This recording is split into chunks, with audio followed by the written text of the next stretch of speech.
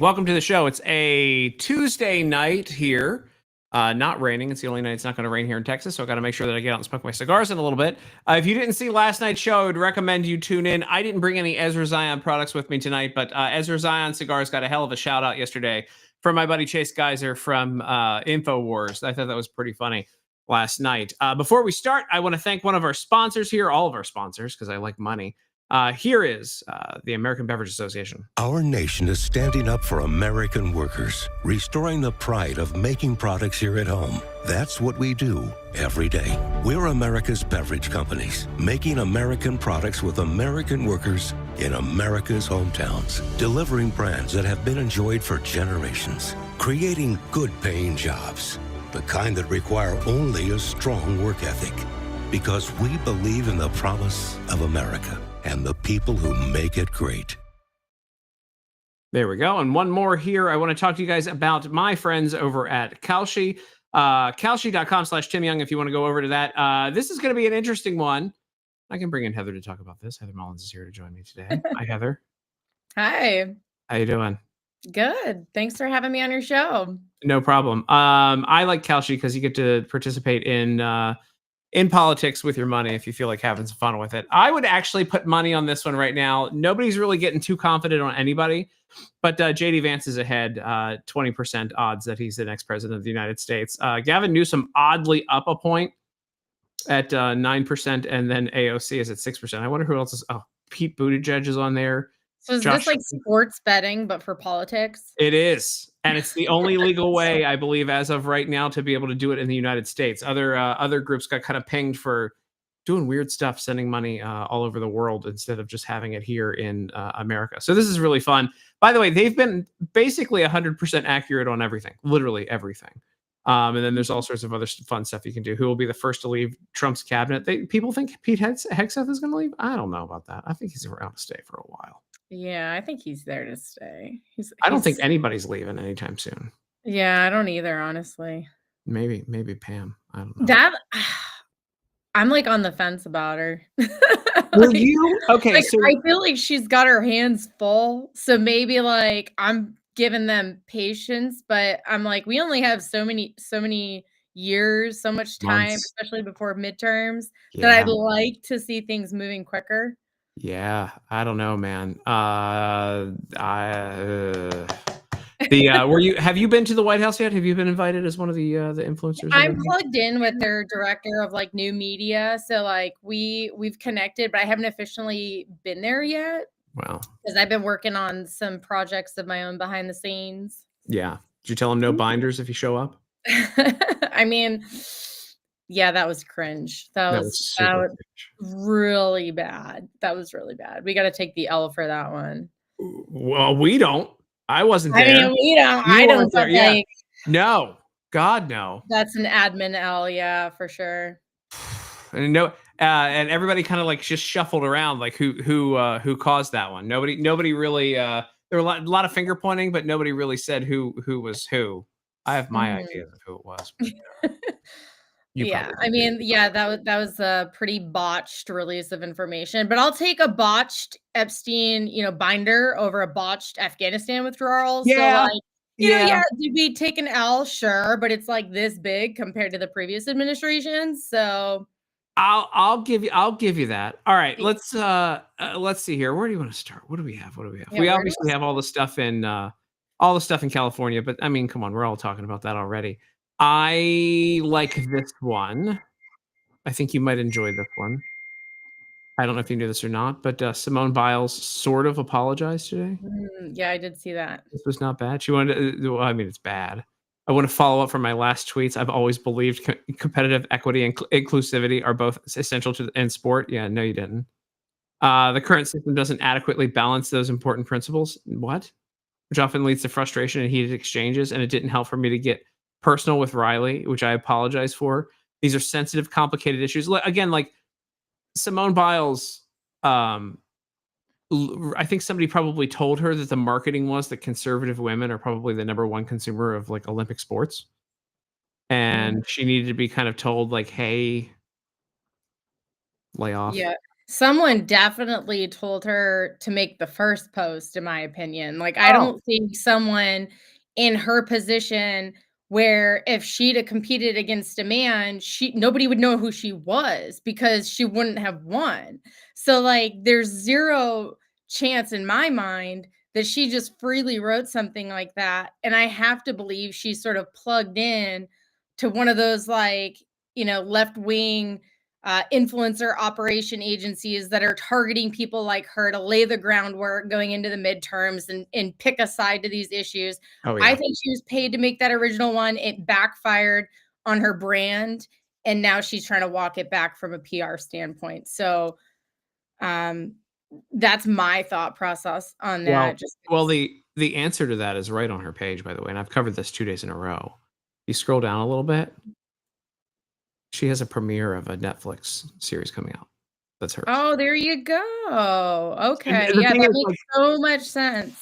this is why she's so, like, how you know how insignificant she is that nobody else just literally you only had to scroll down.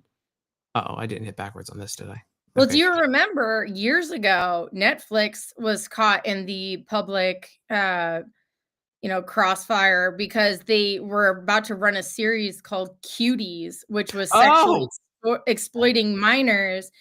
Ted Cruz ended up launching some lawsuit against Netflix, and a grand jury, if I remember correctly, found them guilty of like the sexually exploiting of minors. But like, Yes. I don't know whatever happened with that, if it was pursued, if it was dropped, if it was, but I do remember Netflix was brought to court over that Cuties film.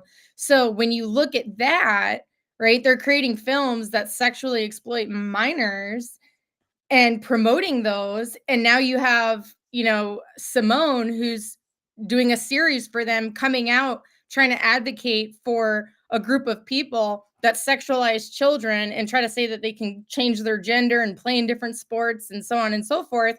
It kind of makes sense now. Yeah. It's still on Netflix, in case you're wondering. Wow, that's terrible.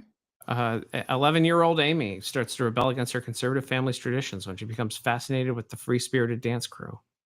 Mm. It sounds like the description of, like, a late night show on, like, Like, it's you bad. Yeah, it's it's bad. It's terrible. very like, oof. Alright, I'm gonna be on a list for putting that on my computer. There we go. I Uh, know, right? it's But the fact like, that it's even up there is crazy. I can't believe it still made it. It was didn't they say it wasn't like a French film or something, but it was absolutely child exploitation. Oh yeah, 100%. Yep. Just completely disgusting. We forget about that because so much other stuff has happened since then. I mean, look, they started national, right? And then they that was before drag shows for kids, right? Um, I don't know. I mean, I live up in New England, so the whole drag shows for kids thing started here. So I've like seen it longer than anybody. And it's just, I mean, Massachusetts was the first state in the entire country to legalize gay marriage. And I remember when that first happened, there was a lot of pushback against it, against making it. There was a lot of conservatives in New England that were like, marriage is between a man and a woman. It's a biblical construct. You can't just have like the government make a mockery out of it and open it up for all these other different things. There were people advocating for the traditional side of it. And then after that, there was like this big, push. All these different NGOs and organizations started popping up all over Massachusetts that were targeting kids in schools. So, like gay straight youth alliances, they would call it. And so they'd put the straight in there, like, oh, it's just, these after school programs or these meetups in town, these like basically NGOs. And then the narrative became like there was an attack on conversion therapy. So if you were a family and you had a child that was, attending one of these after school programs, being groomed to think you're gay or whatever, then and your parents took you to therapy to try to convince you you're not gay, they started like all of the media in New England started attacking that as like harmful to children, which fast forward to today, they're literally chopping off body parts. That's not harmful, but the conversion therapy was harmful. So, like, I've seen the trajectory of the whole LGBTQ movement from almost its inception because it kind of originated in New England. Isn't it called? Hold on. What's the full Reddit? It's hold on. It's not. It's currently up to 2 SLGBTQIA plus, but I think there's an even longer one. It's QIA plus or something. Oh, they have it. Oh, I just want to thank the government of Canada. How kind of them. They have this. This is, you want to talk about a waste of government terms, money. Here's the government of Canada. Is the acronym used for the government of Canada to refer to Canadian community. Two S in the front, two spirit people, lesbian, gay, bisexual, transgender, queer, intersex. And then plus is inclusive of groomers. Right, that's the whole. And then there's all this other stuff. Can you imagine? Like, imagine the money. How much do you think people got paid to put this website together in Canada? I have no idea. All I know Trudeau is putting tampons in men's bathrooms, but oh, he's doing that now. He caught on to the Tim Walz thing. Yeah, I think Tim Walz might have learned it from him. They're like, they probably go way back. I don't know. Oh my god, this is. I didn't even know. Obviously, I didn't know this. This existed. Oh, here's your minister of it, the Honorable Rechi Valdez, and then this looks like a man. And then, honestly, anything's possible these days. And then this looks like every liberal known to man. Like, what a weird. I wouldn't put it past them, you know. All right, so let's go to. This is probably my favorite story from the day.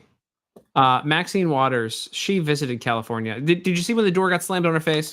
Yes, I did see that. Okay, delightful. I want to buy that man a drink. Like she shows up with her, my power of Congress, I'm here to, and they just pulled the door shut. Amazing. It's all political theater. They know they're not getting in. They're just showing up to make like theater, basically. It's like obviously. Yeah. Like nobody would let her in anyway. Even if it wasn't theater, nobody would let her in. But so she goes back to the Capitol today because she's been emboldened now. Let me see if I can make this like so that we can have bigger faces. There we go. And this is a compilation that Colin Rugg's team put together of her announcing that there was no violence in LA. Here we go. And even those who were out of step with what we are advocating, peaceful protest, did not create any violence. Nobody was shot, nobody was killed. Get it in your head. And so when martial law is called, what are you going to say? I missed the point. Don't miss the point, you all. Don't think that somehow, because they called out the National Guard, there was violence. There was no violence. I was on the street. I know. And I went from downtown detention back out into the community, talking to people what happened in Paramount, what happened in Compton, what happened in Inglewood. So, first of all, get it straight. And don't just rely on what you're being told or the few incidents that you saw. Don't rely on the incidents that you saw. With your own eyes. With your own eyes. And what you're being told. Nope. Not even CNN, who finally admitted that that there was violence. Not even them. You can't trust them.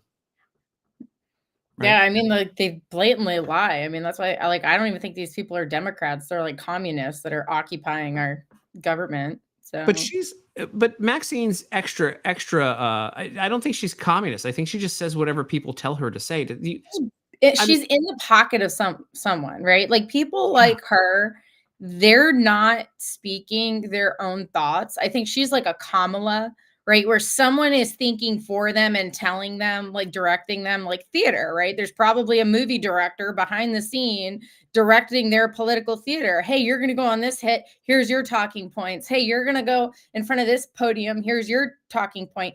Biden, for crying out loud, had little cue cards with notes on what he should say and who he should call on with pictures.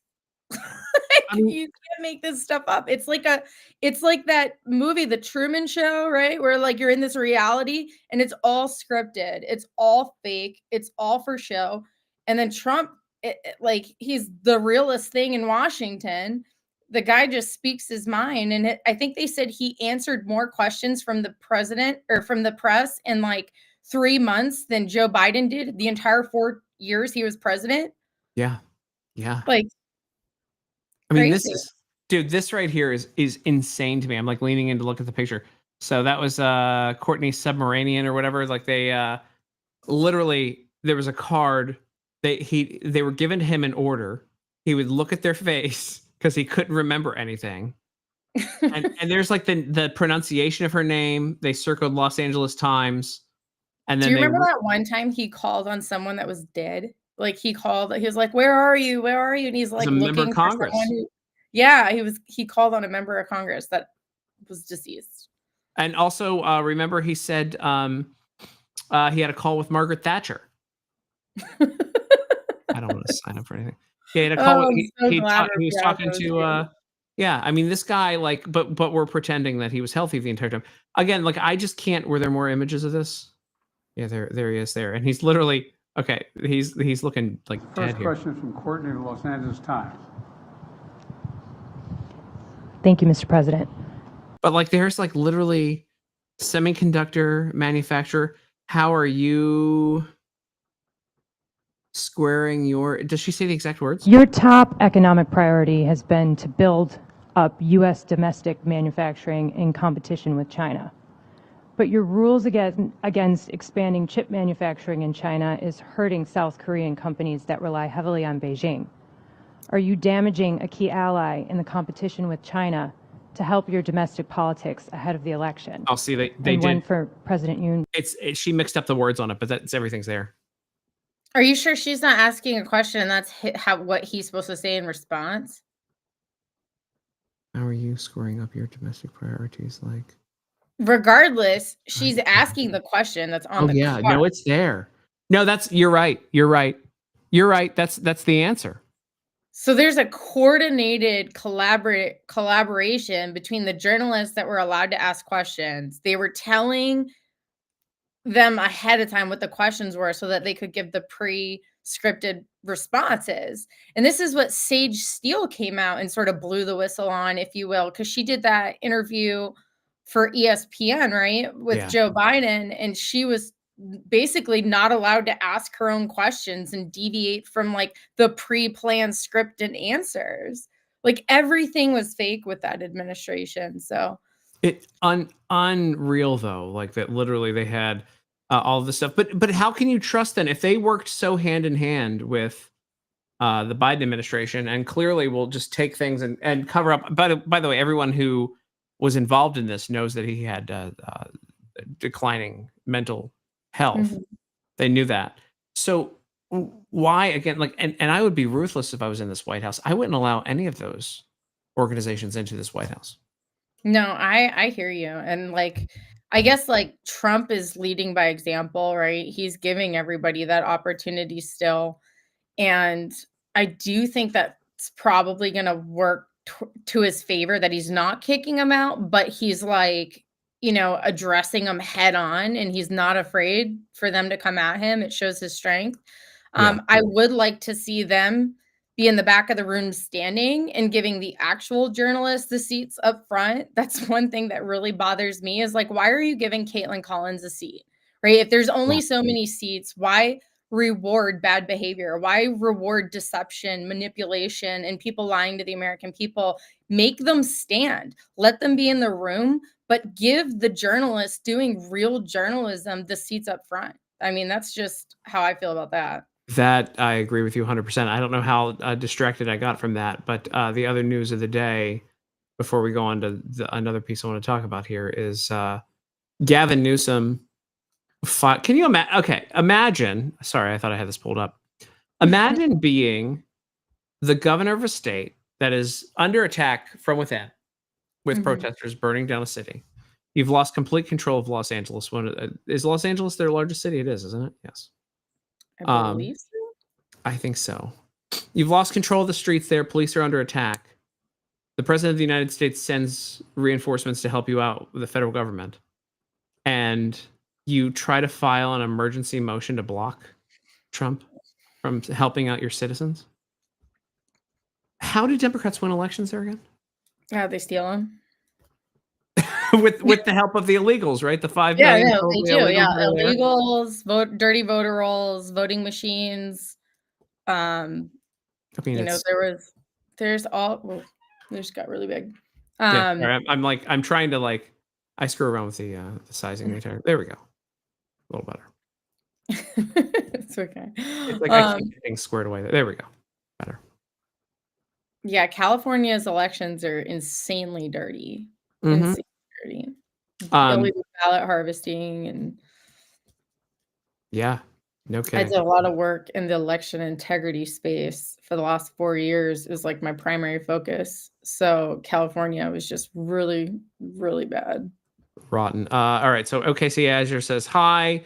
Also, Keyboard Warrior who remembers the LA riots when they were a kid. Did you ever get to meet any of the cool Koreans that helped those people out? Keyboard Warrior.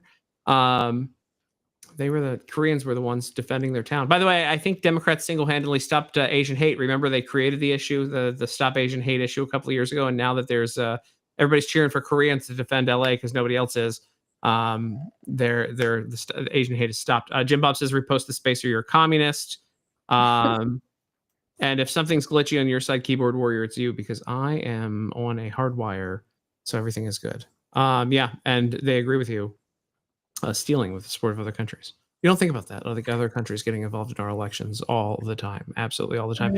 I just can't believe, though, that Gavin Newsom tried to file an injunction. This is like Christmas for them. They really, and I can't imagine. Have you talked to people in California or seen reports whether or not people are buying this propaganda that they say that like all of the problems that were caused in California are from Trump and not from the illegal aliens like trying to burn the city? Oh, no, not at all. In fact, I actually I went and covered the rally out there that he did, his first California rally at the Stagecoach.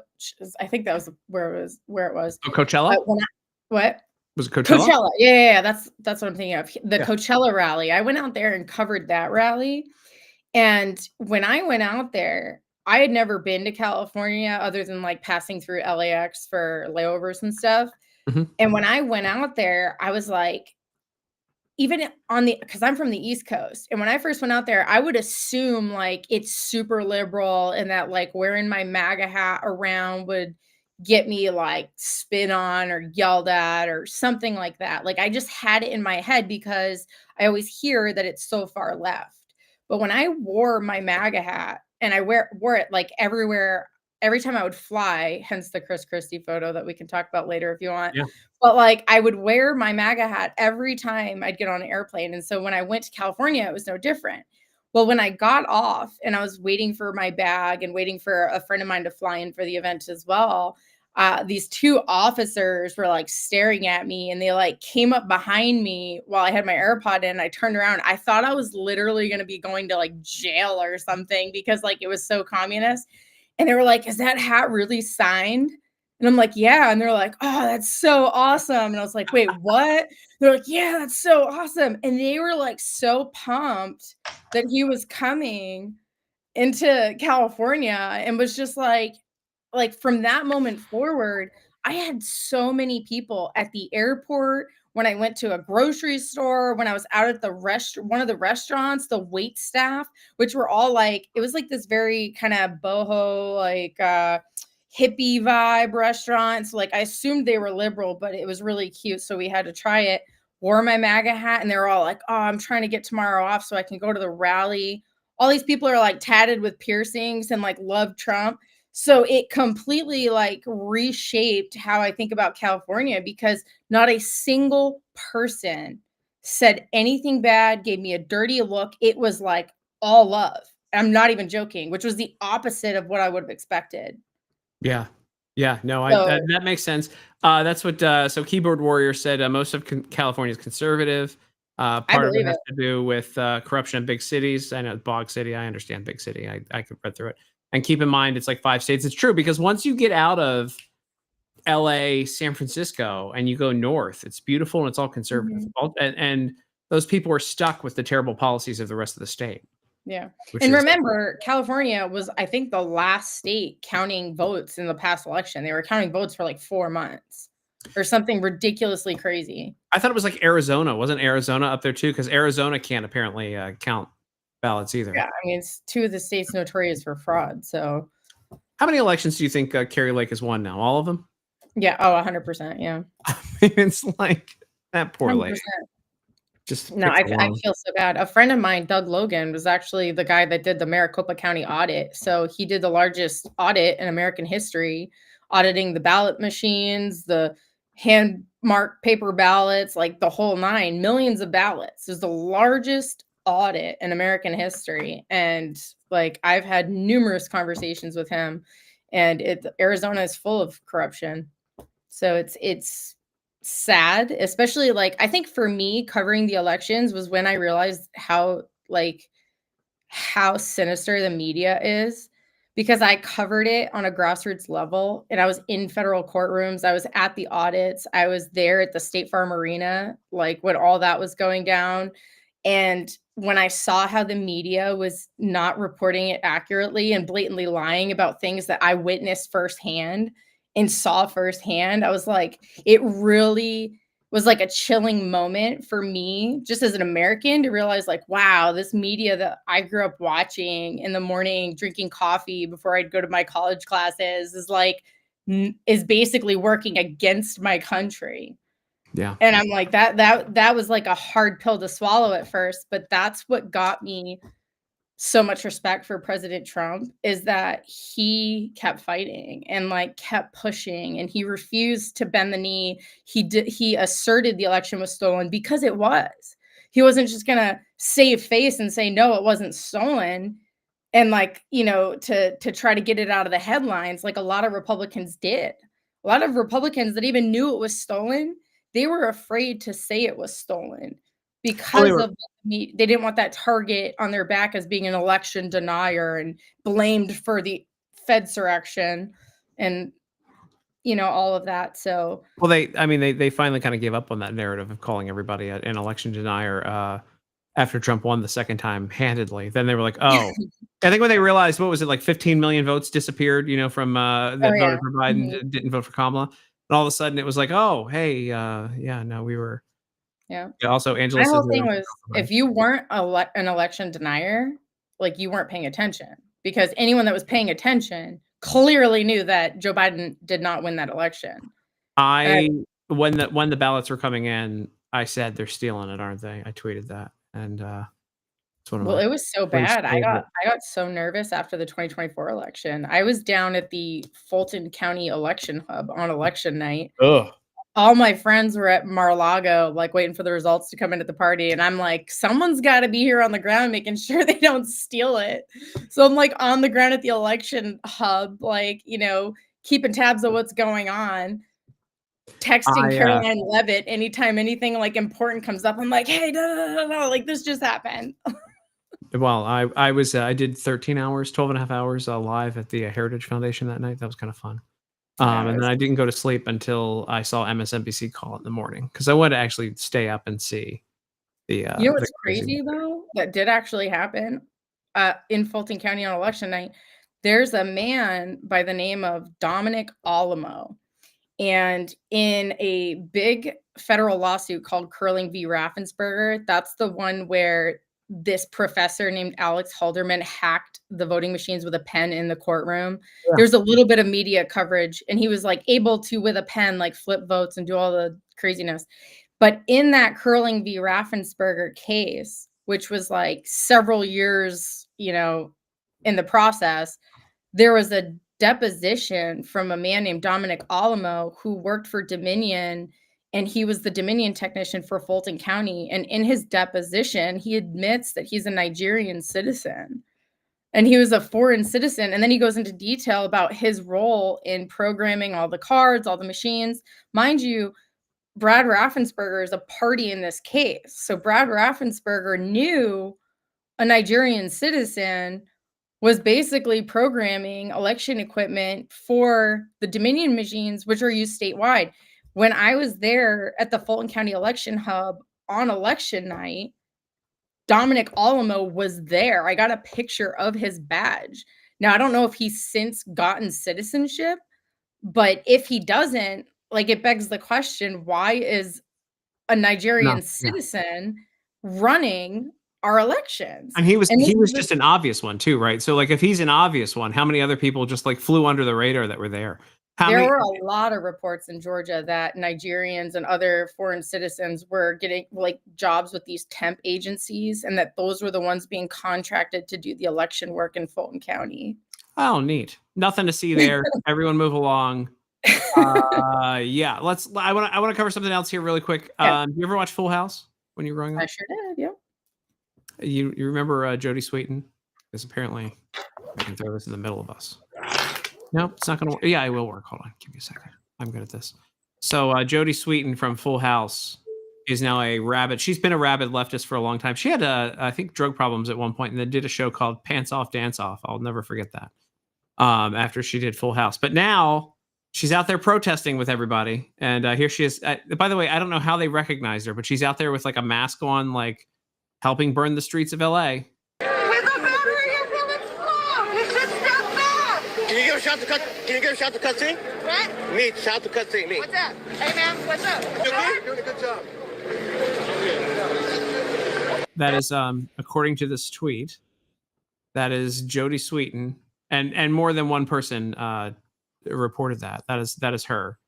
She was out there. She does Hallmark movies now, so she's on Hallmark movies, and she's out. Man, I really can't center things today, can I? Nope. She's out protesting deportations. Why now? Like an actor like this, like again, like Hollywood lets so many people go, for conservative thought, but they'll just keep her. She's out there actually with people with a mask on, with a face shield. Yeah, keyboard warrior. Are you surprised? I mean, no. Are you? Yeah, not really. I mean, a lot of Hollywood is left. If that is her, it's hard to. That's I her. don't know how did somebody idea her? She takes her mask off in another video. Hold on. Okay. This is a really bad. I thought that one had it in there, Jodie Sweetin. Because they get her to. Did they just push her? Is that her? That just got pushed? That was the last time. So she was out there before. This was a couple of months ago. When she got pushed, the police were telling her to clear, and then she fell like a fool. And that's very clearly her. Right there. That's her. But this is what she does. I mean, I don't understand. Like, you would think you have better things to do. But look, she's making, a couple $100,000 a film, I'm sure, for the Hallmark Channel. Why not? They're not going to fire her. This is the one thing where I'll say conservatives really dropped the ball on the culture war. Like, we need to do better creating like places for conservative entertainers to go and make films and make movies. Because like where's the conservative competition to woke Disney, right? There is none. There's none. It's like, but there's a market for it. So I just don't understand why in a free market you're not, seeing more conservative filmmakers and directors and movies. Like, we can't all be. Didn't Daily Wire took a swipe at it, right? What happened to them? Did they? I don't know. They did a couple. Had that one. They had Lady Ballers, and then they do the documentaries with Matt Walsh. But a documentary with Matt Walsh isn't like standard entertainment. Like, you're going there to see Matt Walsh. I mean, they're good. But... Angel Studios has put out some good stuff. I will say. I thought it was interesting that that recent movie King of Kings. It was like the animated one about Jesus. I took my daughter to see that, and that was incredible. But I found it interesting that Mark Hamill, who's a raging liberal, was like one of the people cast for it, which I'm fine with. But if you're trying to create a new studio for conservatives, like, why cast the Mark Hamills and put money in their pockets so that they can turn around and fund more radical left-wing ideology? You know what I mean? I can't believe that Mark Hamill was in a movie about Jesus. I mean, hey, if that's how he's going to come to Christ, so be it. Like, I'm going to hope that maybe him being in that position, somehow his soul is saved, but I don't think it's working. I don't know. Yeah, I'm no pro. mean, I just thought it was interesting. I mean, that man is one of the most hateful people on the internet, and he was also one of the people that they rolled. Maybe he needs money because they rolled him out to talk about how healthy Biden was all the time. Remember, that was he was like one of the big advocates. Old now, right? How old is Mark? Good question. Let's find out. He's got to be in his 80s, I would think. Right? Like, let's see. All my childhood celebrities that I remember are all stupid old now. It's weird. Take a guess at how old Mark Hamill is right now. 80. 73. What? 73. 73. Okay, he's a little younger. Do you have than any I idea how old Maxine Waters is right now? Dude, This one got me. no. They're all like they all look like they're like 100 because they have so much like facelifts and fake makeup. Like Maxine Waters, if you guys are in the chat, if you want to guess how old she is, I'll give you a second to guess how old Maxine Waters is. I looked it up earlier today. She's 86. She doesn't look a day past corrupt dead lady. Wait, how old's Mitch McConnell? Oh, he's got to be. He is 83. So Maxine Waters is older than him. Nancy Pelosi's 85. Chuck Schumer's 74. Bernie Sanders is 83. Who is the current oldest member of Congress? Oh, it was that lady from California for a while. It was, Dianne Feinstein was the oldest. I don't know when this article is from. Legistorm. This is from January 2024. So this is old. Where's my oh, you know what I can use? Oh, why don't I use Grok? How about that? Who are the top? Here, let's do a little advertisement for Grok here, shall we? There we go. Let me get you set up here, me there. Who are the current top 10 oldest members of Congress in order by age? Here we go. Grok 3 is going to let us know. Okay. Chuck Grassley is 91.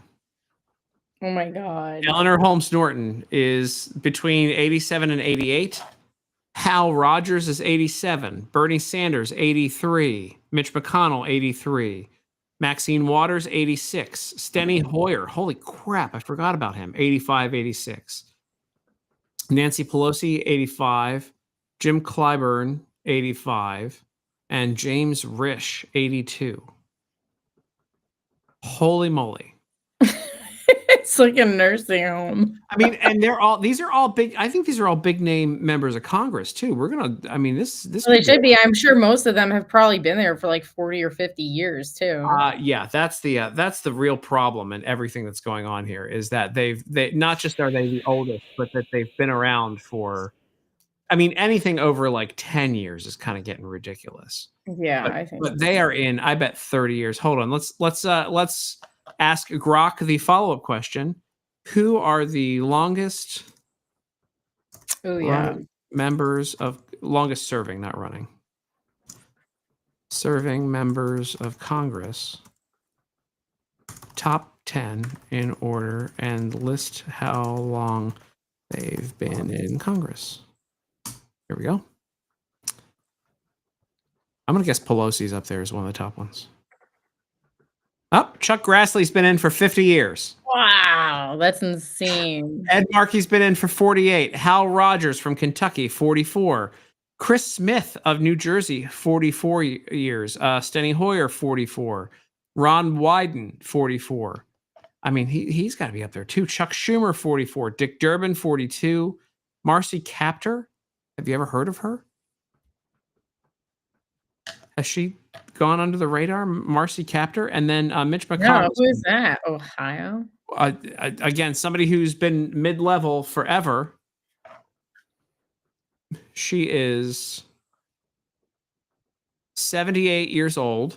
I have never heard of her before in my life. The 9th District of Ohio. She's from Toledo. You ever been to Toledo? Oh, yeah, for Trump rally. Well, other than that, I would not recommend going to Toledo. But that is incredible.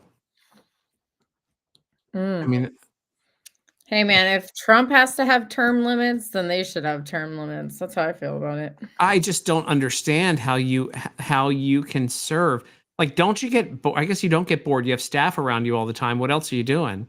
That's all they know, though. I mean, when you've been in there for 50 years and you get out, like, you don't know how to live in the real world. That is so insane to me. But Chuck, I mean, I like Chuck Grassley. That's where I'm a little bit. Wait. Ask it. How many current members of Congress have been in for over 10 years? Oh. Okay, ready? You want to hold on? Should we have like a guessing game? All right. So, do you have something to write with? Yeah. All right. You want to write down your. So, we're gonna go both. Include both the House and the Senate. So that's going to actually no. Let's not include only the House of Representatives. Actually, only the House of Representatives. I would do both. Well, the Senate, you do 2 terms. You're over 10 years. But okay, let's do both. Include both the House of Representatives and the Senate. All right. You're gonna write down an answer, and then we'll. Wait, how many people are in it total? 435. 435. Mhm. I'm gonna say it's over half. You have to write down a number. I'm gonna say. You can put it on your phone. Don't say it. We have to see who guesses. Okay. This is a game, Heather. We're doing this. This is how you do it to make it entertaining.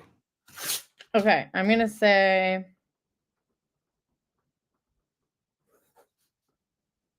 Okay.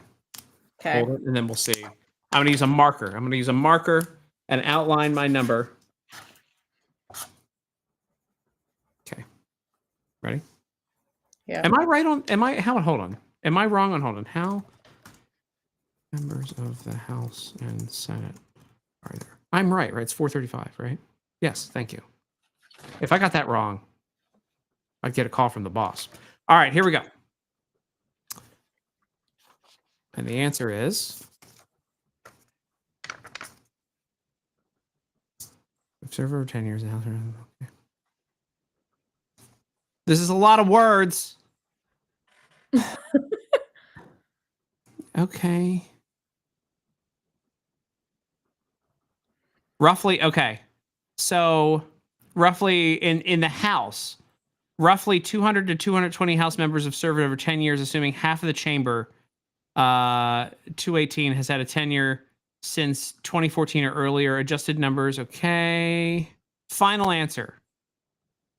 They don't have they have to have an answer for this. Well, they say estimate. Why isn't there just a clean number? It says total 260 to 290. What did you put? Let me see if the camera. Where's the camera at? Where am I at? Oh, my mine's backwards. You're right though. 270. There we go. Like right in the middle there, the sweet spot. Am I wrong? No, we did that right? It's 435. If it was the price is right, you would have lost because you can't. I know. I overbid. But that's also like that's such a what a convo. Like this isn't something you need to estimate. Like this is like that's why I don't understand why this estimated. I mean, you could ask Chat GPT. I don't know if they would. Yeah, let's because that is hold on. Chat GPT. Now it's a Grok versus Chat GPT moment. There we go. This is how you get banned from X. You go over to this. Okay. How? Wait, copy and paste the same question that you put in Grok, so it's fair. Oh, that's true. Because sometimes, like one letter, it'll be like totally different. And I said, how many current members of Congress have been in for over 10 years? Include both. Again, this is like not. Let's go. This should be a clean answer. Much easier. Approximately, again, this should be a clean answer. I don't understand.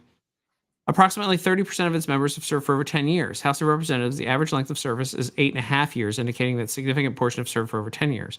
The average length of service for a senator is 11.2 years. Notable long-serving members. Okay, but like... I think Grok takes the dub on that one.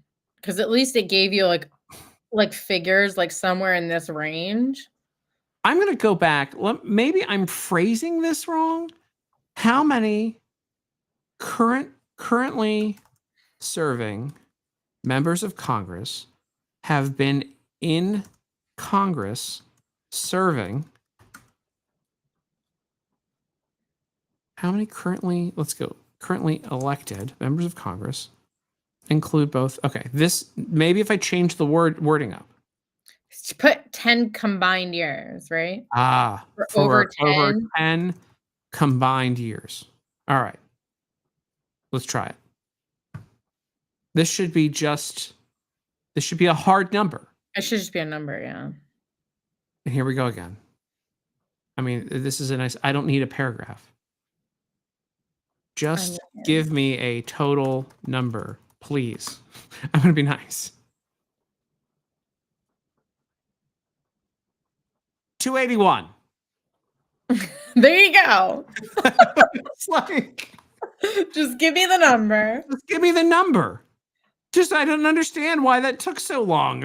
I like cut them off. Analysis, new members, methodology. I don't need methodology. The methodology. Go to ChatGPT and say, just give me a number. All right. Let's go back here. I'm curious to see if it spits out the same number. Just give me a number, please. See, I'm being nice.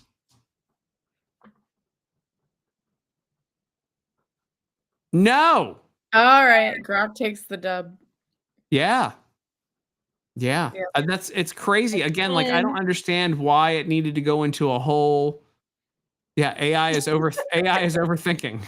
Like what? I didn't need. Yeah, Grok acted like he was drafting a bill. Would you like an acronym for the total number of members of Congress who have been serving? 281, man. That's crazy. I know. Then you're like, give me a number, and it's like 281. Hold on. Let's do one more. Let's do one more question here. Let's see if I can get this phrased out. That of those 281, how many would have termed out if the Senate was limited to 2 terms of service? And how many do you want? And the House 4 terms or 5? Oh gosh, I can't remember. Let's do. Let's say 6. We'll be nice. 6 terms of service.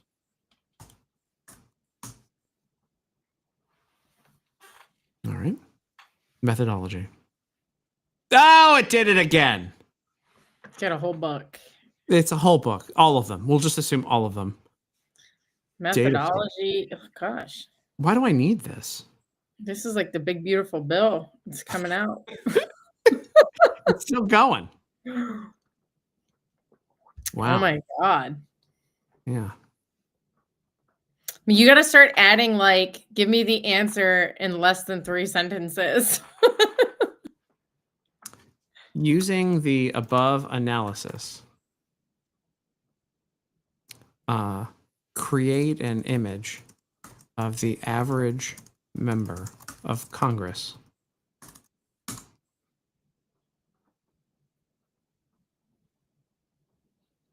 What?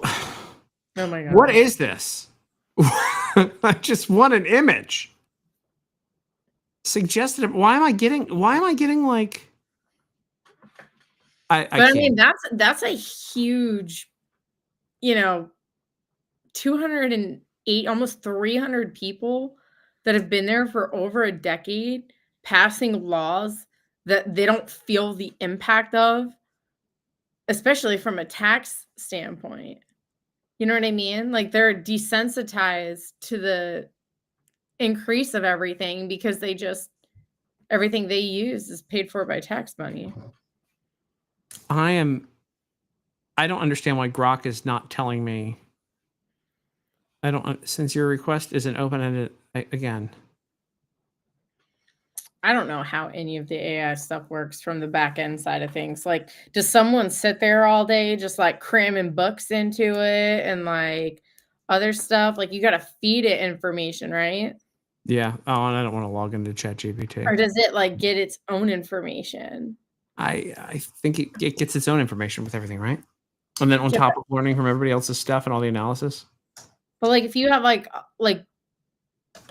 the law library, right? Like, could you not create an AI and only feed it law and like be like, how can I beat this case and put in your points and have like AI spit out a legal argument?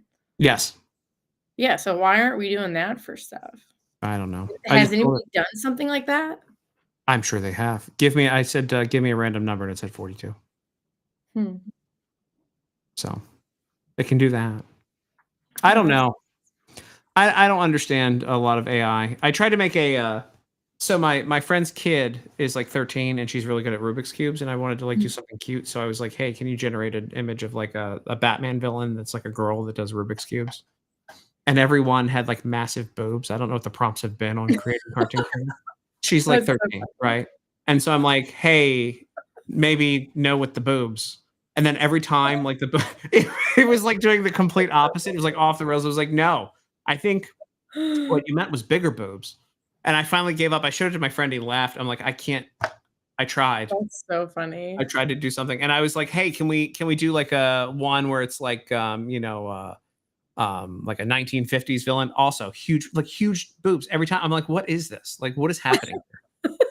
So I clearly don't know how to use Grok at all, by the way. That's so funny. Oh, God, that would be Elon's AI. I mean, all those baby mamas. Like, and then he asked to get it pregnant. Yeah. Oh, he didn't try to get you, did he? No, that's why I get like a tank of gas in my ex payouts. So you can clearly tell some of us are not Elon's baby mamas. No Tiffany Fong treatment for you? No. She like tweets like GM fam and gets like 300,000 views or something on it. I'm like, what is this? Like 4 million views. I went pretty hard on Mr. Elon over the whole Trump thing. So you're gonna get $1 next month. You're gonna get $1.50. No, I'm like, I don't know. I have a daughter, so I'm like mom, and being a mom in politics is like a gift and a curse, because I feel like everyone's like children and you're just like, no, that's bad. And like, those like people behave like, I mean, what Elon did, was like, you don't just throw a tantrum and call someone an Epstein client. Like, you don't do that, especially when he invited you to his house for Christmas. He pulled out the nice china too, for the visit.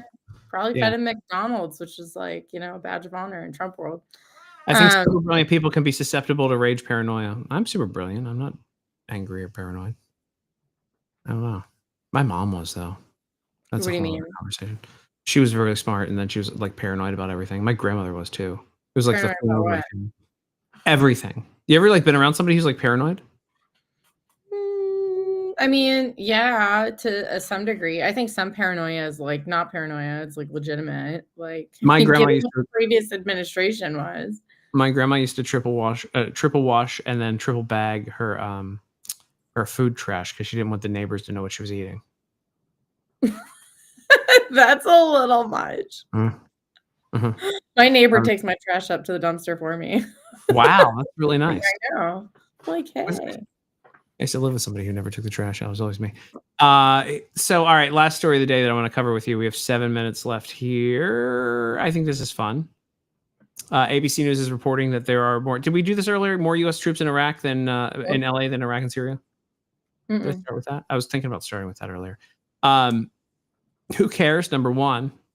But like, are there more illegal aliens there that crossed our border illegally than in Iraq and Syria? What happens to illegal aliens in Iraq and Syria? Do they let them just wander around? I don't know. Well, it was actually kind of funny because years ago, I actually religiously followed the Syrian conflict under the Obama administration. Mm-hmm. And when that was going on in Boston, there were all of these protests that were like hands off Syria, and all of these, Syrian Americans who had family over there were in Boston waving their flags saying like, don't military strike and all this stuff. So I went there to interview people and try to understand what was going on. And they were basically saying what I believe is happening right now in the US is that like CIA used to fund these rebel groups, same with NATO. And then they would send them into places like Syria to riot, cause all this chaos, and then topple the governments because they'd, create this civil unrest, if you will. I believe that same model that the CIA and NATO and all these, globalists use to topple Egypt, Syria, Ukraine, all these other countries, they're trying to deploy that here in America. And so when you had the open border and all these people coming in, there were some families that were coming in looking for economic opportunity, but there was also these military-aged males that were not coming here just to work and get a job. I believe they are the same type of groups that were funded and brought into places like Syria that were used to topple government. So, when you look at these LA riots as an example, and they're waving these flags and all these people are in the streets, I think that's all by design. I think it's part of a much bigger plan to, create this civil unrest leading up to the midterm elections and try to create a power vacuum of people going to the polls to vote to make it stop. And and it's all part of this big game plan. But the media is going to spin it and be like, oh, this is because they, deported a Maryland family man and people are upset and they're outraged. Like, this is a calculated plan taken right out of the CIA NATO playbook of what they did as foreign policy for the last 50 or so years. Yeah, no kidding. It actually, I have some friends that probably are screaming who are watching this right now, agreeing with you on this, or will watch it tomorrow and they'll agree with you on that one. It makes sense. It makes sense if you see what's happening. All right, hold on. I lied. I have two more things. Number one, I can't figure out if these are offensive or not. I bought a bunch of them to give to my friends. I like them a lot. Hold on. These are, and I'm not paid to promote these. I just really like them. We're gonna zoom in. I have all these little buttons, and they dance. It's awesome, right? Okay, good. Yeah. I'm worried because you would be somebody who would tell me if it's like, because like I don't know, like it's a little, and I have them all, so I like have like there's a little one of him there. But they have like, so they have Where do you like supposed to put them? Do you put them on your fridge or like something? a lapel? No, they're like lapel pins, and you can just make them all dance like when you're going around. So that's Trump from like the garbage truck. Again, I bought like 3 sets of these because they're like $10 a piece, but I'm going to give them out as gifts. Here's like Trump in space as well. Trump in space. That's so funny. I love it. Whoever made these, God bless them. They probably hate Trump, and I'm just giving them money, but I'm going to end up giving them out as gifts to people. Yeah, all right. I keep Trump gag gifts too. I like that my. Hang on, I'll show you one. Yeah, do it. I need to. There we go. My focus went out because it was so focused on Trump things.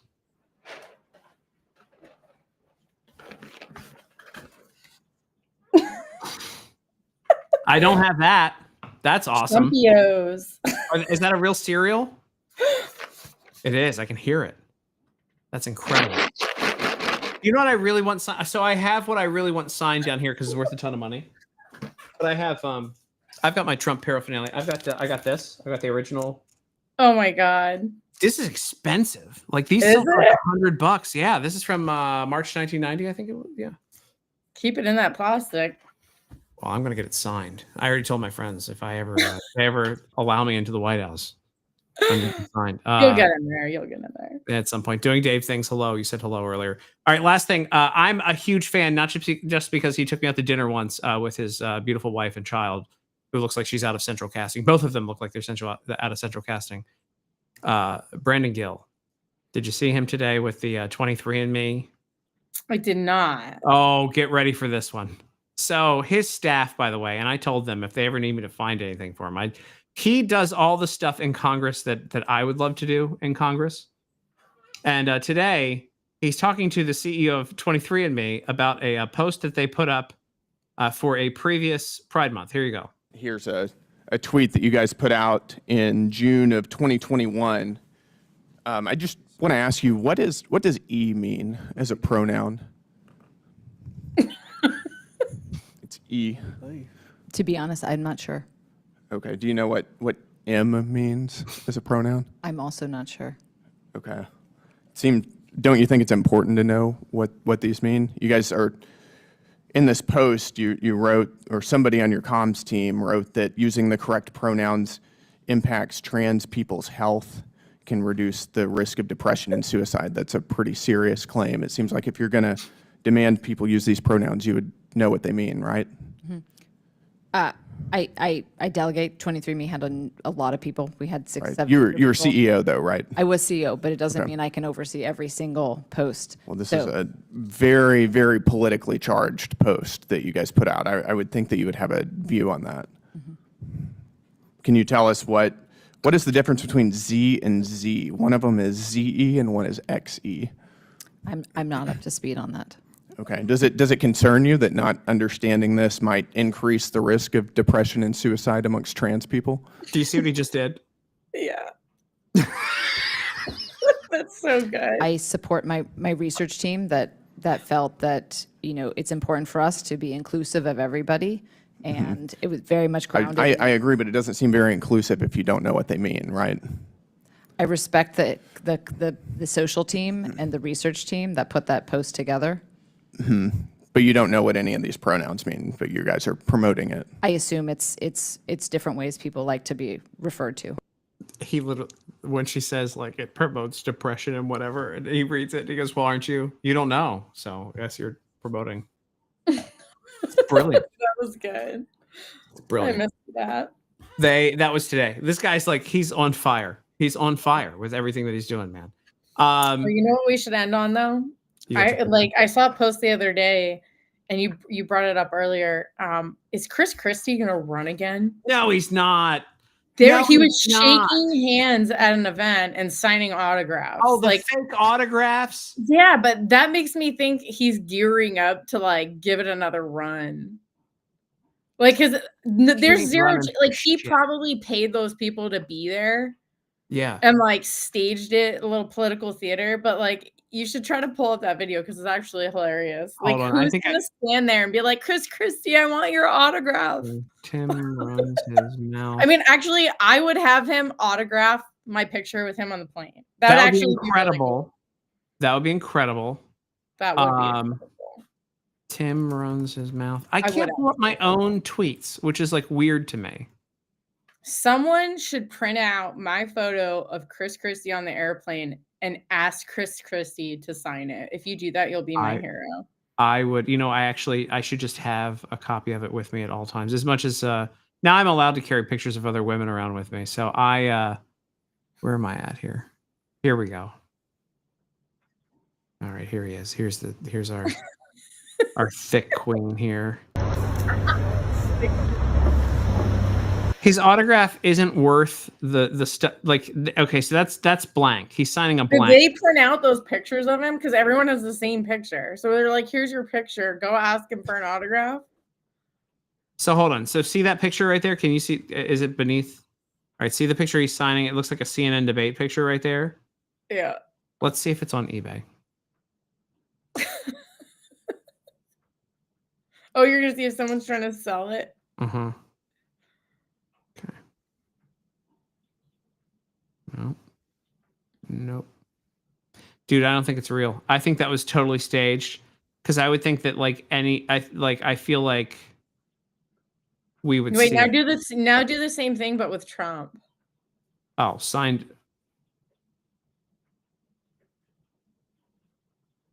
I can spell. I mean, it's gonna go on forever. JD Vance personalized. Do you want a JD Vance personalized? That one right there almost looks fake. This is definitely fake. That's definitely fake. Hang on.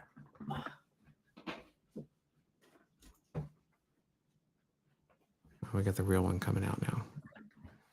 Because I got. That's real. Because he does the thing. This one's the Chris Christie one. So this is the hat I was wearing on the plane with Chris Christie. And then when I saw Trump, he loved the photo so much. I was like, will you sign my Chris Christie hat? And he signed it. Oh, crap. That's awesome. Yeah. That's awesome. All right, hold on. Let's see if there's any other. So this is definitely there. That is like there. And also like number one. Okay, hold on. I should have just wore this for the whole interview. This hat looks fake. This hat looks like junk. Yeah, look at that. That's his signature. Yeah, that's fake as crap. Yeah. All right, let's see. I wouldn't trust any. That one looks real. And also it's $1,500. Yeah, I think any autograph below like this is awful. Hold on. That is the farthest thing from a real autograph. That is funny. Somebody did an A and then just a squiggly line, and they're like, we're gonna sucker somebody for $110. I should make an offer for $1. What's shipping on it? Too much, $8. It's too much. See, this is like the perfect signature on this one. This one I got from him at a campaign stop in Londonderry, but I got it on camera. But he definitely did it like fast because he was signing a bunch of them and like handing them out. But he definitely. But this one, he took his time like an executive order. He had respect for the Chris Christie hat. That actually, this UFC glove looks fake to me. You think so? Yeah, that looks fake right there in that. This one. Yeah. Yeah. I mean, again, like, okay, so if this was a real Donald Trump business card, the business card alone, I think would be worth probably $200. How much do you think this hat's worth? The famous Chris Christie on the airplane. Oh, I don't think you can put a price on it. Yeah, I don't think so. I mean, I wanted to. There's like one of the, those places in the mall where they frame like the sports memorabilia, and like I wanted to go there and put this hat in one of those glass cases and have them make one of them and put all the articles of Chris Christie when it went viral, like around the hat with my picture with him in the middle. That's awesome. Bryson DeChambeau, who I believe lives around the corner from me, and Donald Trump signed hat combined. Again, I don't trust any of this stuff. I wouldn't trust anybody with that hat if I were you. I mean, I would think your hat is worth $2,000 to $5,000 easy, maybe more. Yeah, see, this is a real one. This was a real one. That's definitely a real one. Yeah, because that looks just like mine. Yeah. Yep. And again, they're selling it. Well, I bet yours because the story. Now, if that one's 1,800, but nobody's buying it at 1,800. Yeah, go to Google and just type in Chris Christie sleeping on an airplane and look at the amount of media coverage that got. Like Chris Christie shared it, Donald Trump shared it. Like Donald Trump shared. That's my picture. Look, and Chris Christie shared his picture of my picture. Living rent free in Donald's head. No, you just look ridiculous. You just go back. There's more headlines. It's so funny when you read them. Hold on, let me see if there's another like. Here we go. Chris Christie seeks to win by getting under Trump's skin. Chris Christie sleeping on an airplane created by crayon. Chris Christie jokes he's living rent free. Dude, how many articles were there about this? Go over to like underneath where it shows the other images. Have they released it? Have they like kind of erased it? Well, does it show it? Oh, there we go. There I am. Right there. There you are. Look at that fresh-faced young lady. Donald Trump. So funny. Dude, that was... It went so viral while he was sleeping, too. And by the time he landed and turned on his phone, his PR team was probably having a meltdown. Like, dude, like... It was because I was sitting in my chair, and then after we landed, I turned around and I looked at him, and he was like dead looking me in the eye, like he knew at that point. Were you first class? Yeah, I got upgraded. I do too. Are you executive platinum? I forget what I was at the time. It just like reset. Like it's just stupid. I got qualified in 2 months this year. That's how much travel I've done. Oh my God. That's my big brag. Like no money or anything like that, but I'm like executive platinum like immediately every year. Yeah. Like this hat has such sentimental value now. I mean, you really did. You got that's a good photo there. Hello, Shelly. You're late to the game. But you really look, that's a stunner right there. Look at that. Wow. What a time. People are like, you single-handedly destroyed his campaign that day. You did. You really did. You really did. It's unbelievable. Like, ladies and gentlemen, here's your wannabe commander-in-chief. That's what. See, I sat behind Fetterman and I sat next to Tim Scott on a plane in the last month and a half. And we'll see where, like, because my trick to going into Washington D.C. now is I don't fly direct, because if you don't fly direct from Dallas, then I usually get first class all the time instead of like getting bumped back. So I'd rather take an extra hour. I don't care. What am I doing? When I travel for the day, it's a wash anyway. I chose the Admiral's Lounge, so I just hang out there and. That's what I do. Yeah. Pittsburgh has a really tiny one, but it's really nice. I could talk about travel with you all day. That's my expertise. Nothing else. Not politics. Nothing else. Travel. Saving money on travel. Awesome. Well, Heather Mullins, are you coming into town for? Oh man, I almost closed the window where we are. Are you coming into town for YWLS? Do you do any of that stuff? Yeah, I'm going there. I'm one of their special guests. They bring me to all their Turning Point events. Well, you know, I live down the street. I'm getting my media creds for it. I live like a mile from the Gaylord in Grapevine. Yeah, I'll be there. Flying out Friday. I'll be there too. I'll look like this. And if so, we're waiting on so Charlie said I'm in. I'm just waiting on the media creds to come through. And if not, I'll be at the bar anyway. They're hanging out. So because Beth Van Dyne, my congresswoman, wants to do a walk and talk while she's there, and we're just gonna have a good time. Yeah, no, that sounds good. I'll be there. Covering it for the Daily Signal. Nothing better than sending Tim Young to an all women's conference. Well, right. For your publication. I'm the best women's reporter ever. That'll be fun. Is this your first one? Yeah, actually. And they've been down the street. Like, so I've been here for 5 or 6 years. And the first time I realized they were down the street, they had welcome signs in all the businesses. The Chamber of Commerce put little welcome signs in all the businesses on Main Street by my house. And I'm like, what? That's here? And then I realized it was like here every year except for like last year. Yeah. Shell, you're gonna be at YWLS. You don't have that Y down. It's honestly like one of the greatest women's conferences. Like, I think every girl, woman, like if you guys have sisters and aunts and wives, send them here, buy them a ticket. If you can't go to this one, go to the one next year, because it really is one of those things where it reignites what it means to be a woman, and it empowers you to hold true, like, to what women were designed for, to be mothers, to be nurturers, to be, strong and independent in their own ways. But I just think society, like the feminist movement that you hear about today, is so disempowering for women when this conference actually celebrates what it truly means to be a woman. So, well, I'll be there. I highly recommend it. The only thing I am going to be bummed about is I'm going to miss the military parade in DC, which is going to be freaking epic. Well, I'll be in for the 4th of July in DC at Heritage doing some stuff. And wait, what are they doing for the 4th?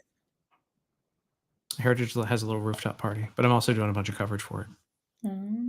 Oh, CPAC's coming in March. That's right. CPAC is going to be here in March too, at the Gaylord as well. Next year. Really, the Gaylord Texan, a mile from my house, is the place to be for conservative conferences. But CPAC told me they were going to do something with me, and they've yet to do that. So, all right. That being said, Heather, make sure you text me. I'll text you when I'm there in some capacity or another. I'm going to be there. Yeah. I don't know. I'm waiting for my media credentials to come through. I don't know how it goes through, but yeah, that my name is in the title, so obviously. So I need nurturing. If anybody wants to come by and give me a hug and watch me cry, I will be having a couple of drinks, crying. All right, Heather, thanks for being here. Hang out for a second after I close the stream, and we'll talk for about another minute, and then yeah, that's it. But everybody go share the stream. Thanks everybody for being here. Shell, you came in late. Shuck, everybody else, great time hanging out with you. All right, goodbye, everybody.